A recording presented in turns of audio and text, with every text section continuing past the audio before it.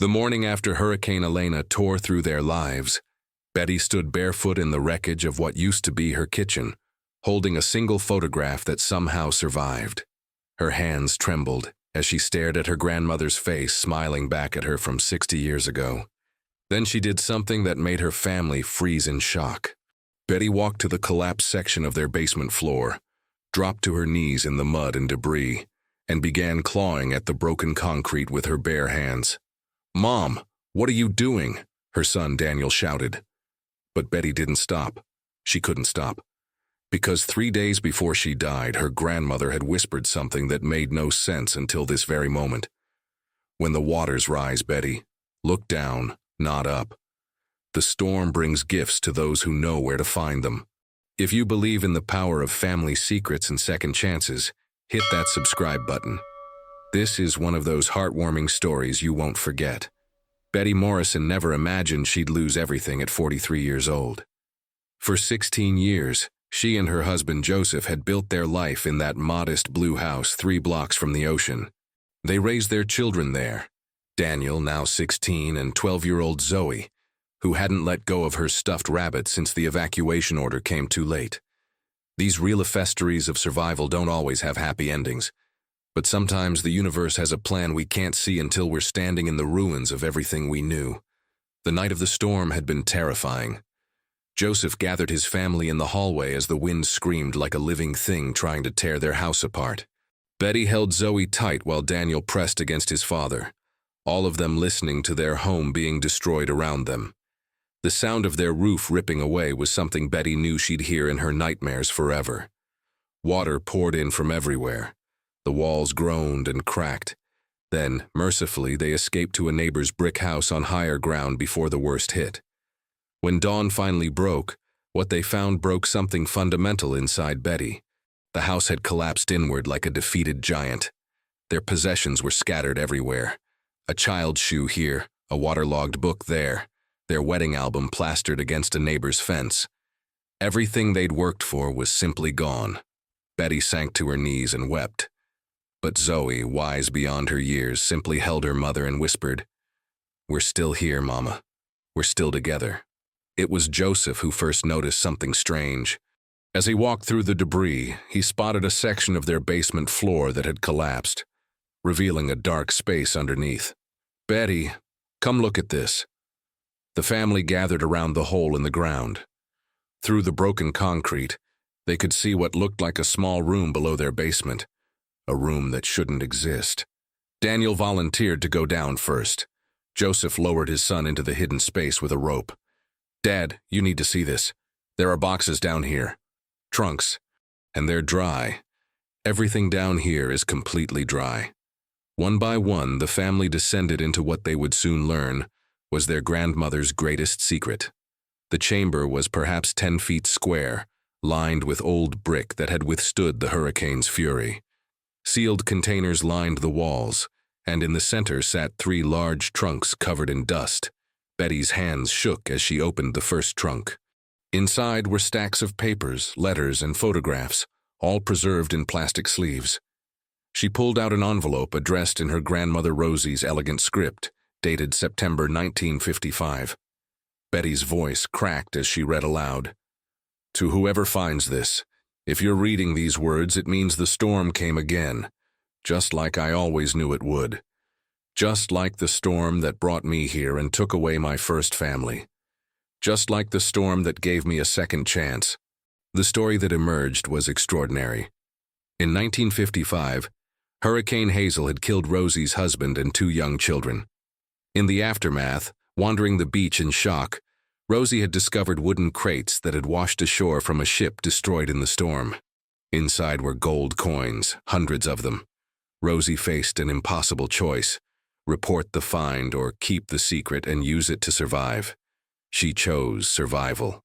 She bought the land, built a modest home, and hidden the rest for future generations, knowing another storm would come.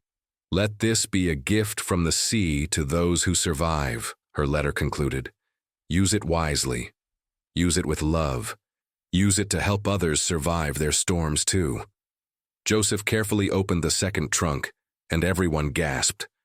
Inside were sealed containers holding more gold coins, old currency, and bonds from the 1950s and 60s. Daniel pulled out his phone and began researching. His face went pale. "Mom, Dad, some of these coins are worth thousands of dollars each. This is a fortune, an actual fortune." The euphoria lasted exactly 10 minutes. Then reality crashed in. Joseph spoke first. "We could rebuild. We could finally get out of debt, pay for the kids' college, secure our future." But Daniel was the voice of caution. "Is this really ours, though? Legally? Should we tell someone?" Zoe asked the question that cut to the heart of everything. What would Grandma Rosie want us to do? They climbed back to the surface and sat among the ruins, passing around Rosie's journals. One passage struck Betty with the force of revelation. "This money doesn't corrupt. Our choices corrupt. Choose wisely, my descendants. Choose love over greed. Choose community over comfort." The debate lasted for hours. Betty watched neighbors picking through wreckage. She saw families sitting on curbs with everything they owned in suitcases. She saw her community broken and suffering, and her grandmother's wisdom crystallized into clarity. "We use it," Betty announced, her voice strong. "But not just for us. We'll use what she left us to rebuild lives, plural, ours and others." Joseph looked at his wife with renewed love. Daniel nodded slowly, pride replacing doubt.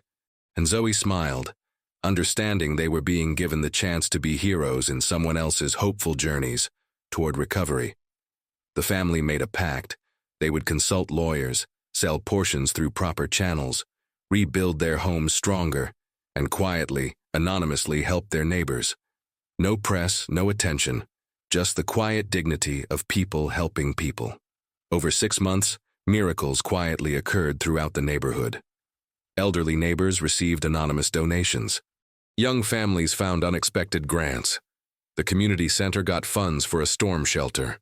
The elementary school was repaired and renovated. People whispered about guardian angels, never knowing the Morrisons were behind it all, fulfilling Rosie's vision of wealth as a tool for community healing. Daniel changed profoundly, becoming a young man who spent weekends helping neighbors rebuild. Zoe donated her beloved rabbit to a little girl who'd lost everything. Joseph discovered leadership skills organizing neighborhood efforts, and Betty became the quiet heart of their community's recovery, guided always by her grandmother's wisdom. Their own house rose from the ruins, designed with both strength and symbolism. The new home could withstand future storms, but it also included a memorial room to Grandmother Rosie. Her photographs lined the walls, her journals displayed in protective cases. Below the new house, they installed a proper safe room, both practical and meaningful, a testament to survival and learning from the past while building for the future. 6 months after Hurricane Elena, the Morrisons hosted a dinner in their new home, inviting every neighbor they'd quietly helped. As Betty looked around at faces that had gone from despair to hope, at children laughing again, at a community knitted back together, she felt her grandmother's presence. After everyone left, the family gathered in Rosie's memorial room.